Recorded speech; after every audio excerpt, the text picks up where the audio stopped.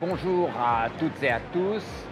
Nous sommes là au congrès de l'ESC à Paris cette année, dans un palais des congrès de la porte de Versailles qui est complètement rénové. Et je dois dire que, contrairement à l'aspect extérieur du palais des congrès, l'intérieur c'est bien et c'est particulièrement bien organisé. Mais ce n'est pas pour vous dire ça que nous sommes là aujourd'hui, c'est pour recevoir Jacques Gauthier, avec qui nous allons poursuivre notre conversation sur l'origine de notre nourriture et de notre nourriture solide, mais aussi liquide.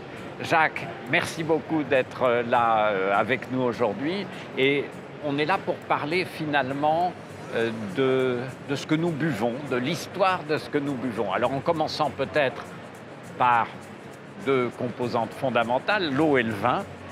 Est-ce que tu veux nous parler de l'histoire de l'eau, de l'histoire du vin? Alors l'histoire de l'eau, je vais vite l'éliminer parce que l'eau est vraiment la plus faible des boissons, comme disait Hippocrate.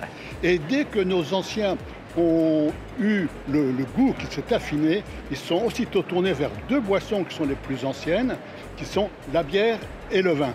Alors pourquoi la bière et le vin? D'une part parce que la bière est la plus facile à élaborer, c'est un peu de fermentation des céréales qui étaient présentes à l'époque.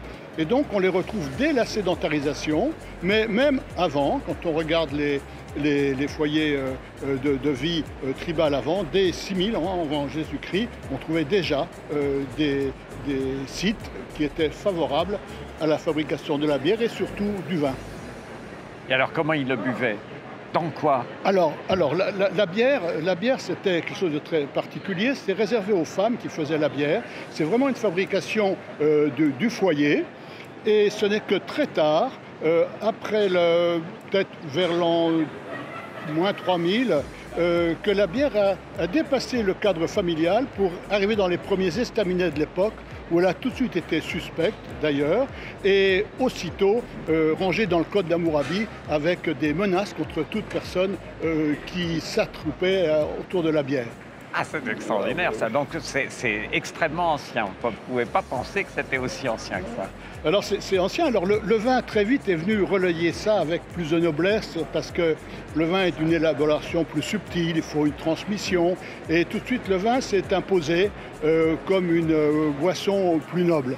Et alors là on la retrouve également, pas tellement chez les Sumériens qui n'étaient pas des grands consommateurs de vin, mais on la retrouve aussitôt en Égypte, au départ comme du vin importé d'Arménie, des bords du Caucase, et puis ensuite ils ont développé à partir de la génération de Ramsès et même avant, ils ont développé des cultures, des vignobles, très tôt dans le Fayoum, la Basse-Égypte, et puis ensuite progressivement ça s'est étendu juste dans la Haute-Égypte avec les Ptolémées.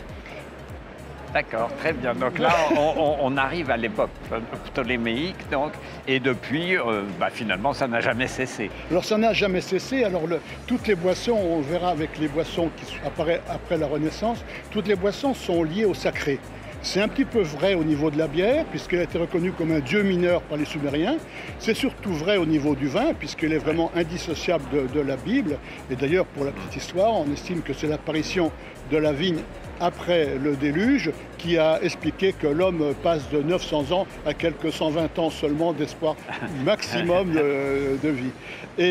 Et ensuite, le culte s'est imprégné d'histoire du vin. On la retrouve dans tout le monde judéo-chrétien et aussi très présent dans la vie du Christ, qui commence avec les noces de Cana et se termine avec l'Eucharistie. La sacralisation est là évidente.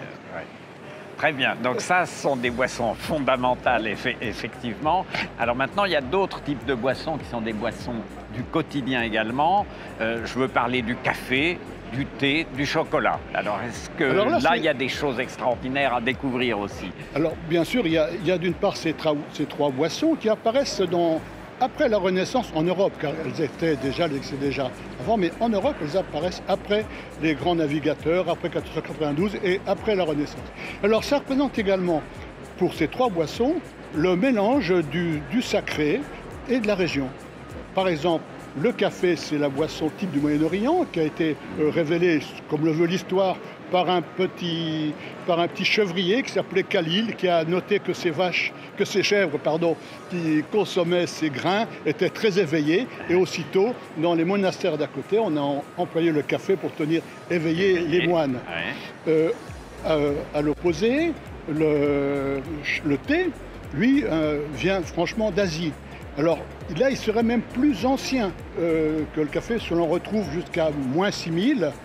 Et l'originalité du thé, c'est d'avoir deux parents, selon qu'on est chinois ou indien. Alors pour les Chinois, c'est une feuille de thé qui s'est gentiment déposée dans l'eau qui était en train de bouillir. L'empereur, dont j'ai oublié le nom, mais qui était très proche de son peuple et qui disait qu'il fallait surtout consommer de l'eau chaude. Ouais. Et là, le thé a pris son essor. Mais en Inde, on ne pouvait pas accepter ça.